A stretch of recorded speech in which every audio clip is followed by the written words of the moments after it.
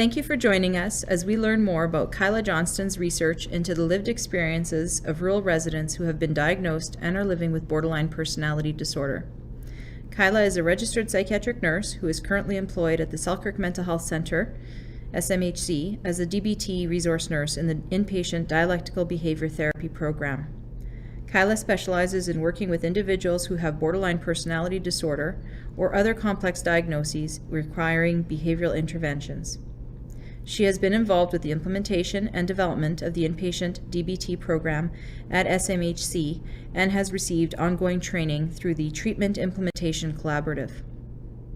Her resource role has involved the development and implementation of practical resources, education seminars, and coaching strategies to improve frontline nursing practice for individuals living with borderline personality disorder. She has also provided education seminars about borderline personality disorder for psychiatric nursing students, other mental health professionals, and regional mental health programs. Kyla holds a Bachelor of Science in Psychiatric Nursing from the Brandon University in 2011 and a Master of Psychiatric Nursing, MPN, from Brandon University in 2016. Kyla has been a research assistant to Karen Clements and Dr. Renee Robinson and currently serves on the CRPNM's Quality Assurance Committee. Kyla's research interests include rural mental health, psychiatric nursing, advanced practice psychiatric nursing, suicide prevention, and borderline personality disorder. For her master's thesis, Kyla conducted a qualitative study into the lived experiences of rural residents who have been diagnosed and are living with borderline personality disorder. A significant finding of this research was the participants' experiences of stigma from healthcare professionals and by members of their communities. The findings indicate a substantive need for community-based mental health services designed to treat BPD that are accessible to rural residents. In addition, stigma reduction strategies should be targeted at members of rural communities and at healthcare professionals. Please join me in welcoming Kyla Johnston.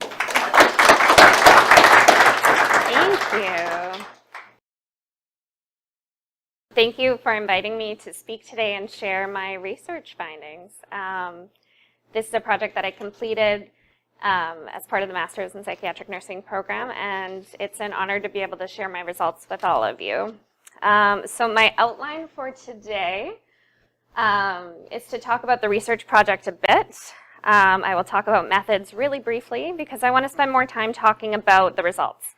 The discussion portion has a lot to do with implications for mental health practice, and I'd like to spend some time on that as well. All right. The purpose of this study was to gain a really rich understanding of the lived experiences of rural residents who live with this diagnosis of borderline personality disorder. So when we think about borderline personality disorder, it's not a diagnosis that the general public is super familiar with, right?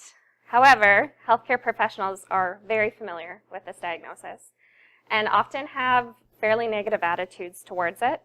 That was consistent in the literature review in that interactions that these individuals have with mental health care professionals and other healthcare providers tend to be fairly negative.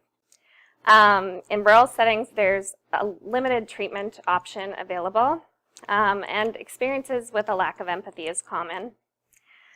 When I was looking at my research project, I was thinking about the referrals that we get at Selkirk Mental Health Centre, and often we were getting referrals for individuals who live in rural communities with this diagnosis who didn't really need intensive inpatient treatment.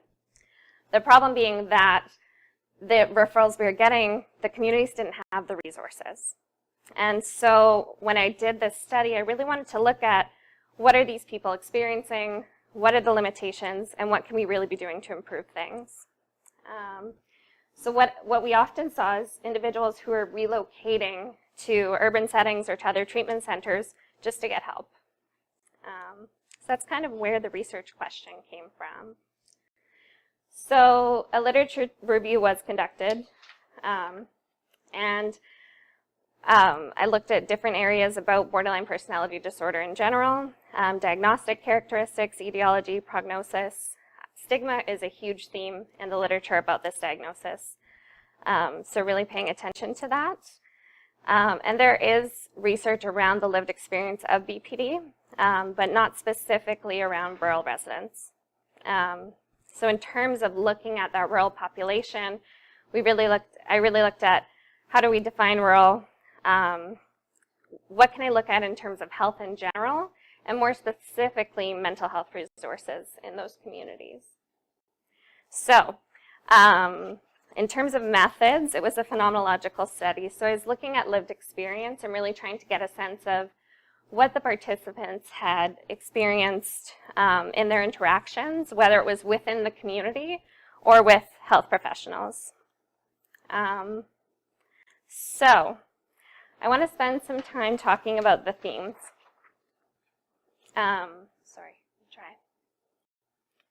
So the participants in my study, there were 6 participants. They were all female. That wasn't necessarily the intent. That is just who participated. They were between the ages of 23 and 63. They all lived in rural communities in the prairies. And all of them reported other psychiatric diagnoses. So this is really common with borderline personality disorder, as lots of people often have anxiety diagnoses, depression, various other issues as well. And of course, all of them were assigned pseudonyms. So when I speak to the themes today, I want to talk about what these individuals experienced to give us a sense of how we can work to help these individuals. So 4 themes emerged from the research. The first was the road to treatment, experiences of rural living. Judgment by healthcare professionals was a significant finding, and I'll spend a fair amount of time talking about that today, as well as barriers along the way.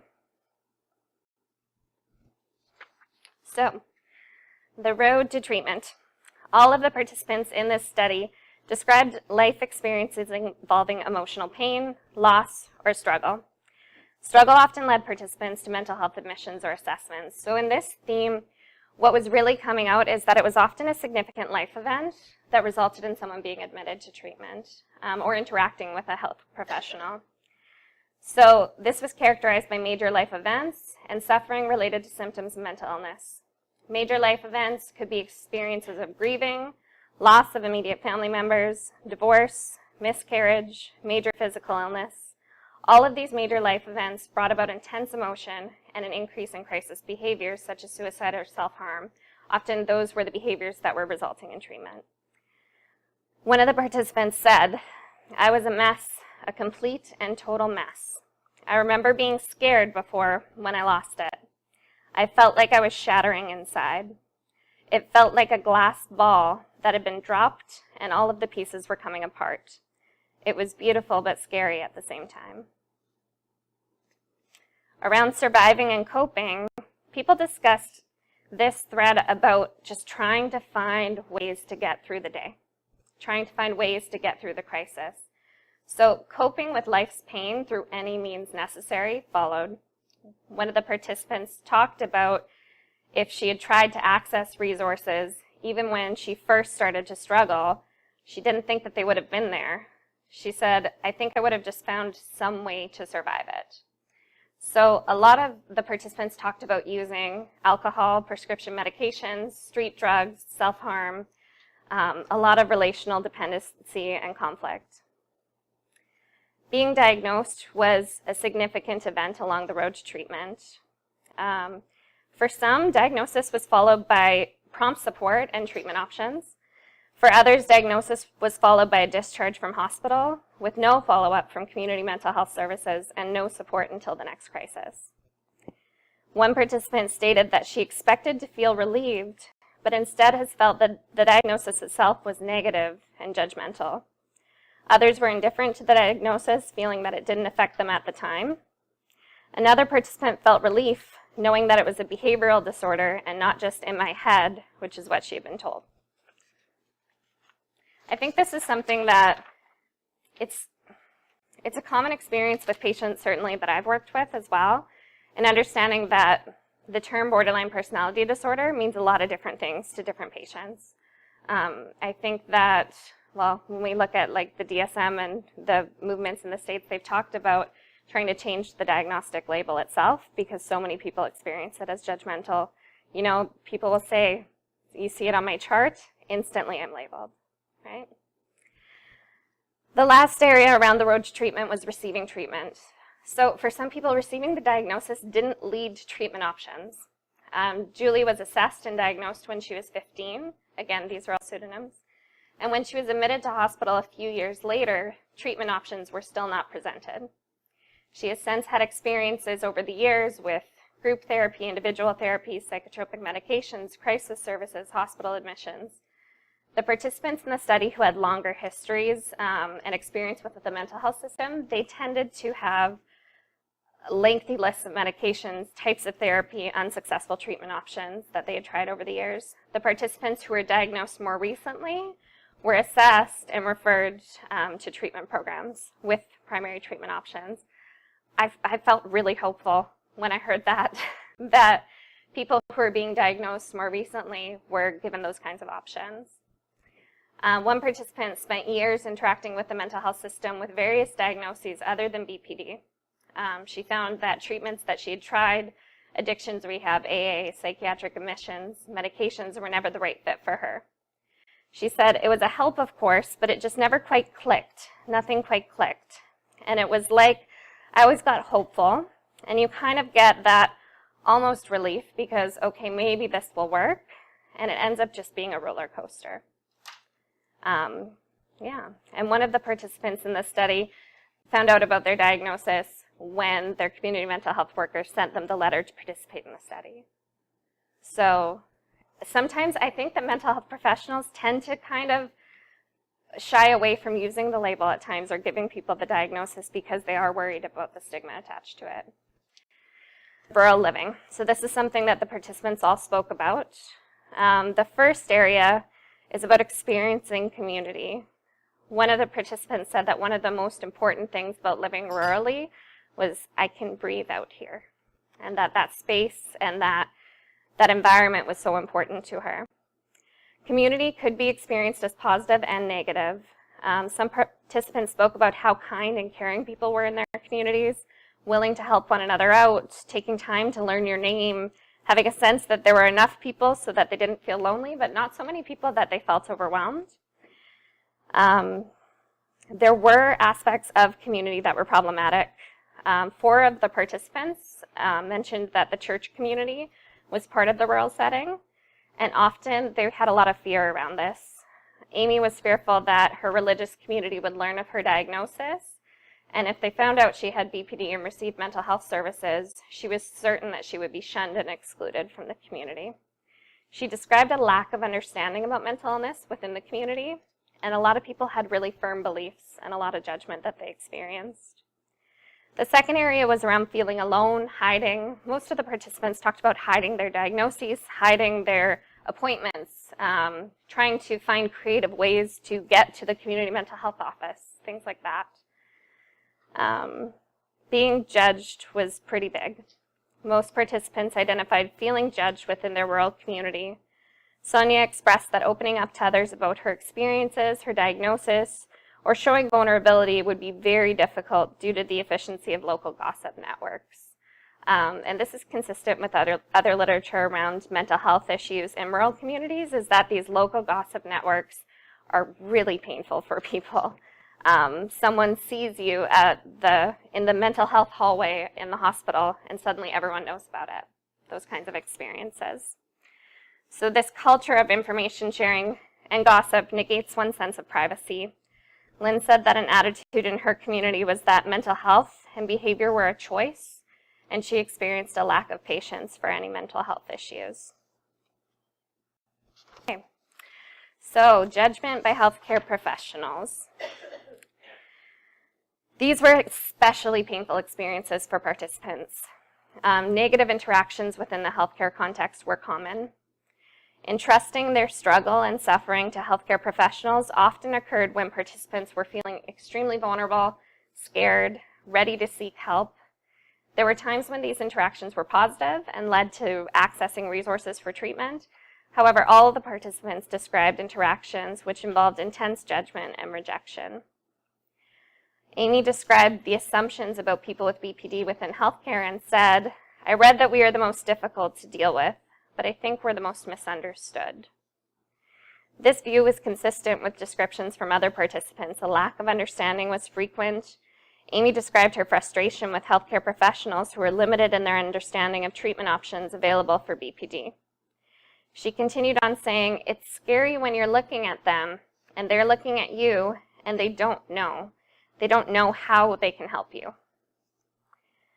A few participants talked about medical settings, and a lot of people found that it was really difficult to get their medical needs taken seriously. The diagnosis or indication of mental health issues on their medical record would often lead healthcare professionals to question the credibility of their physical symptoms.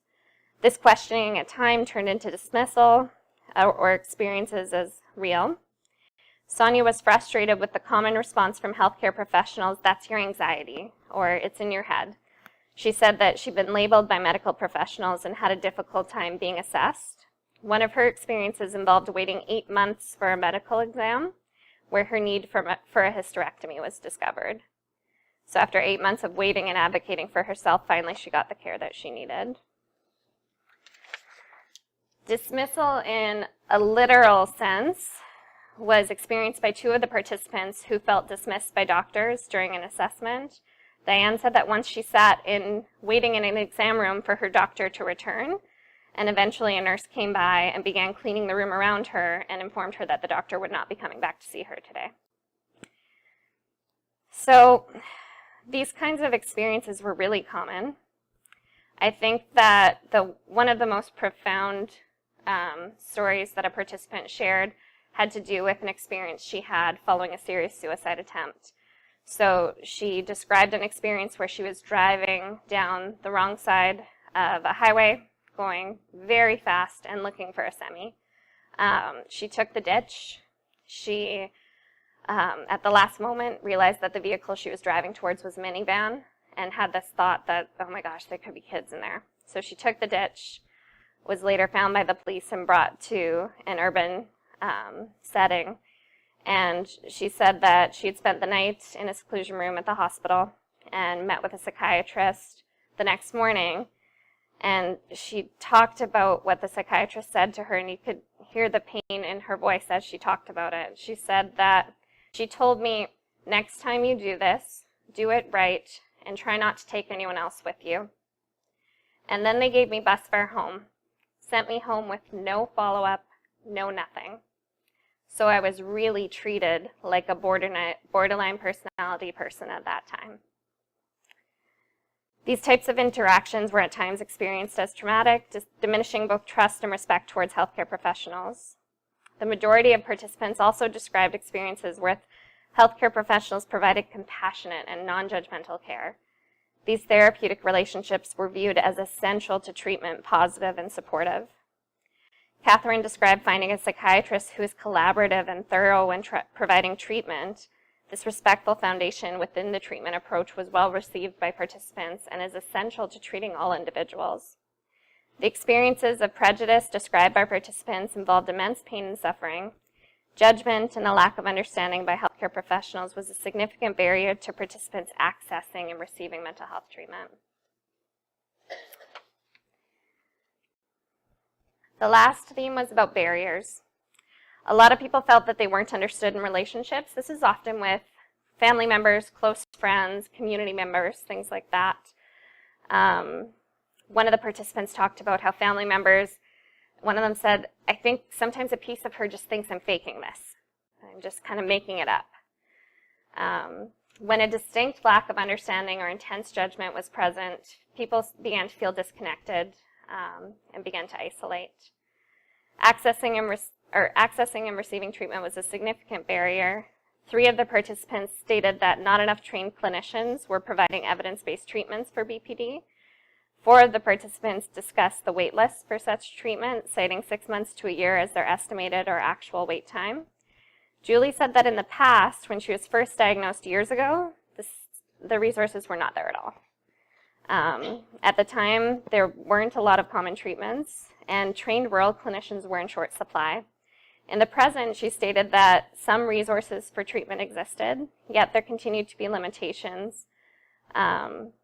She had said, "If I had been diagnosed and hospitalized maybe at 15 with the right diagnosis and follow-up therapy, I might have been a different person. I might have lived a completely different life instead of self-sabotaging, instead of being convinced that all I was going to get was bad because I was a broken person. The last barrier was about traveling and relocating. So 5 of the participants had to travel or relocate to the nearest urban center at least once for treatment. A lot of participants talked about completely relocating and moving because the treatment programs available were day programs, things like that. And suddenly they were in an urban setting where they had no idea how to use the bus, no idea how to get to and from places, and it was quite overwhelming. And the next section is about implications within healthcare. So to speak to kind of each of the themes, I've broken it down into 4 areas. So one of the findings was about that road to treatment. And when we talk about implications, we want to look at how can we improve that path. The first area is around access points. So really looking at where were those moments where people were accessing services and how can we reach them. So when we think about access points, often this was described as after major life crises, major life events like that. These contacts, such as with emergency or mental health services, are opportunities for thorough, appropriate assessments, referrals to effective treatment modalities. However, many of the participants found that these contacts were very brief, were focused on medication, and rarely led to follow-up care or treatment. The healthcare settings of contact included everything from emergency rooms, crisis stabilization units, crisis helplines, physician offices, community mental health service locations, all sorts of different settings. And the participants were often presenting to these services with either physical health concerns or acute self-harm suicide behaviors. So when we look at implications, these contact points present opportunities to strengthen both mental health assessment and connection to mental health treatment.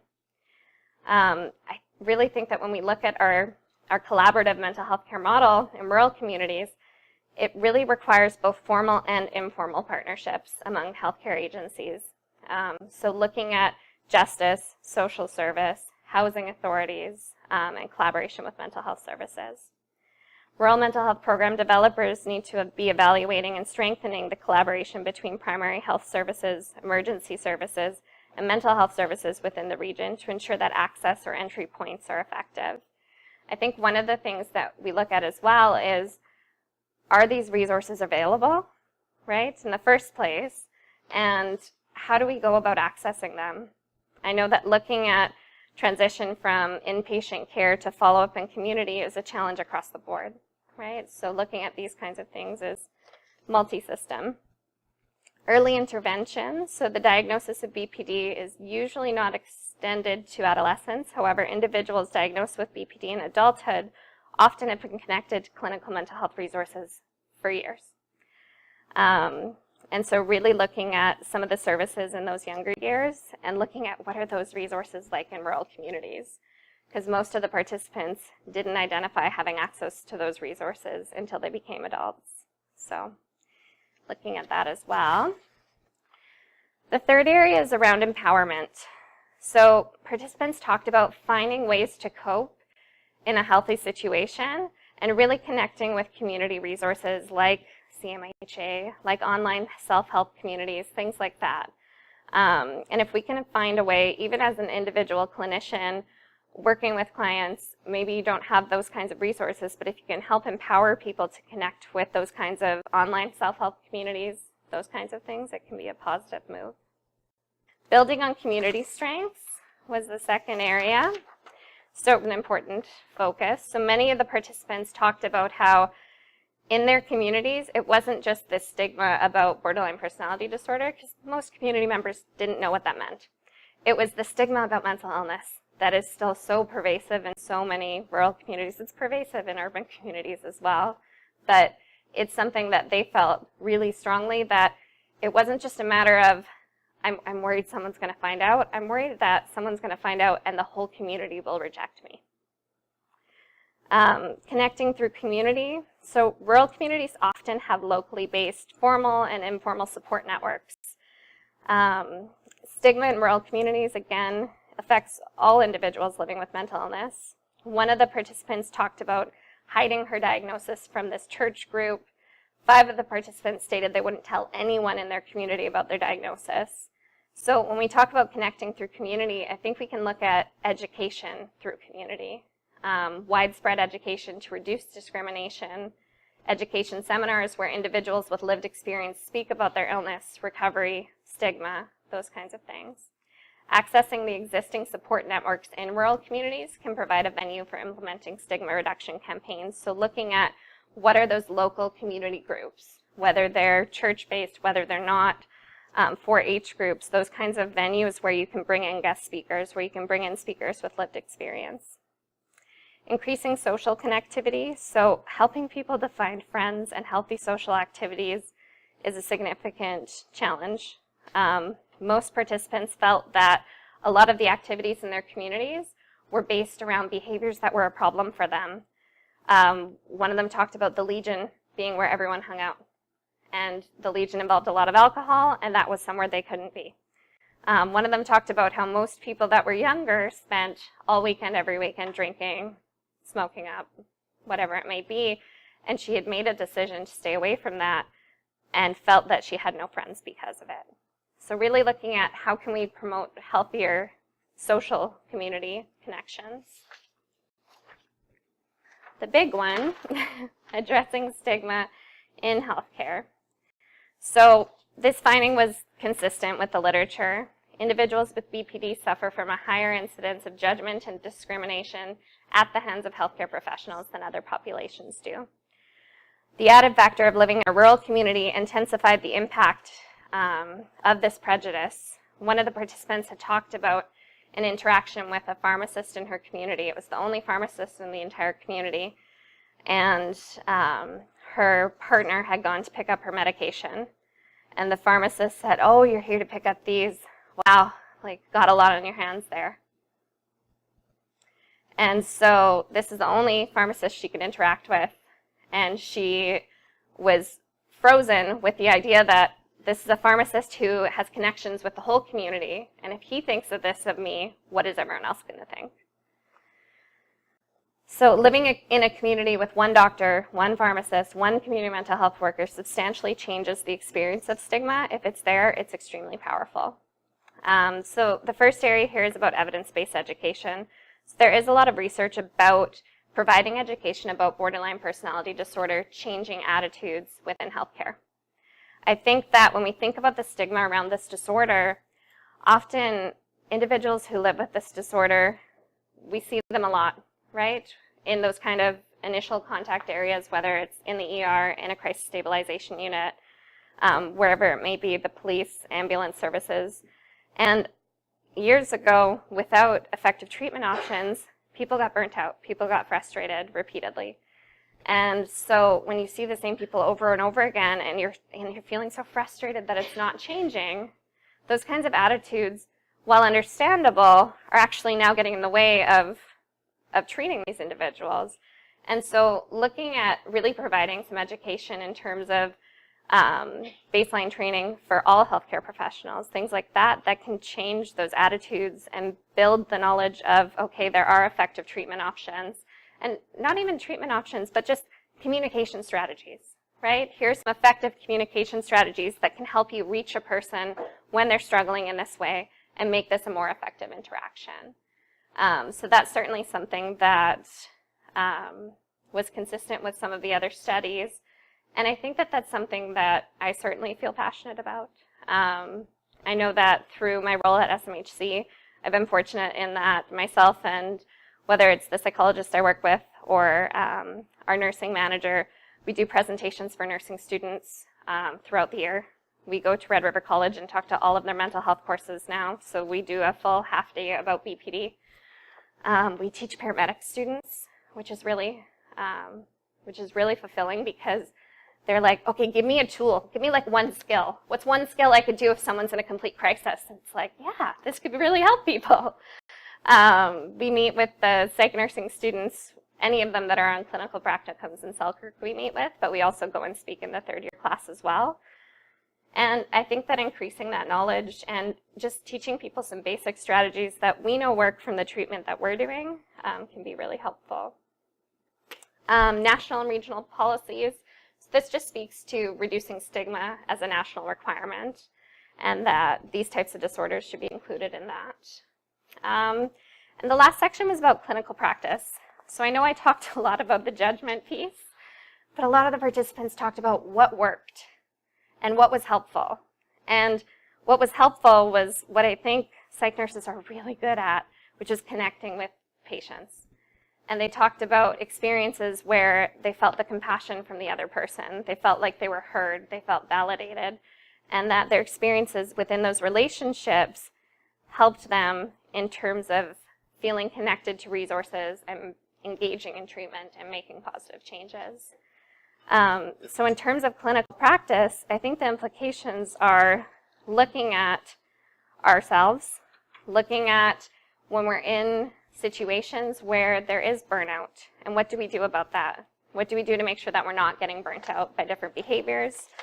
And really engaging in a process of being non-judgmental, where your awareness of your own judgment is active, and integrating that within our own practice. So across evidence-based treatment modalities for BPD, attention to affect and focus on the relationship is really common. In nursing literature, if you think of it from a nursing perspective, caring is central in the relationship. And so that essential aspect of the approach was described as so effective by the participants. Feeling understood and supported while not feeling judged were important factors in their experience. So shifting clinical practice to more effective communication strategy, fostering those respectful relationships, can significantly decrease those negative interactions. The last area is around removing barriers. So increasing understanding, which we talked about, which I think can be accomplished through ongoing education. I think that a lot of mental health professionals outside of psych nurses could use more education within their programs. I know that when I've spoken to other disciplines as well, they said, well, I don't know, we talk about personality disorders for maybe a day. Like, it isn't a whole lot. So increasing that, I think, is significant. Improving access to treatment, which is difficult when resources are scarce. I know, speaking from a DBT perspective, DBT is resource heavy, it's resource intense, and maintaining a comprehensive treatment program is difficult with limited resources. So looking at some of those things as well. In rural communities especially, looking at how can we recruit individuals who have training, or how can we train our existing clinicians as well. Facilitating transportation was huge. A lot of participants talked about really relying on, can I just phone my therapist? If the roads are terrible and I desperately need therapy, why can't I pick up the phone? Because a lot of places have policies against phone therapy, right? So looking at just what's practical. Can we be using telehealth more frequently? Those kinds of things. Reducing distance, again, trying to really look at telehealth connections. Telepsychiatry is getting bigger and bigger, looking at other functions in terms of privacy. Using like Skype or Zoom is often an issue. But more and more, especially in the States, there's a lot of functions in terms of, I know that one of the programs that is frequently used is called the recovery record. I don't know if people know this, but it's specifically for like eating disorder programs. And clinicians, it's like completely HIPAA compliant, and it has all sorts of security measures in place, but clinicians and their clients communicate via apps on their phone. And they'll also meet individually as well, but it's an excellent resource in that it has a diary card on it. You're texting back and forth with your clinician if needed, that sort of thing. So I think that the more that we can use technology, the better, especially when we're looking at these more rural and remote areas. Limitations of the study. Participant sample was all females. That wasn't intentional. That was just who participated in the study. I think that looking at male participants as well would be interesting. In terms of the location of the study took place in a region that had a full comprehensive treatment program available. That is not the case in most rural regional health authorities. So I think a lot of the experiences described by participants talked about, okay, I have access now. I have access and I'm getting help and I'm moving forward. I don't know that those experiences would translate to other regions. So yes, all participants were either currently in a treatment program or on a wait list to access treatment. I have all sorts of ideas for future research. These are just a few of them. And do you guys have any questions?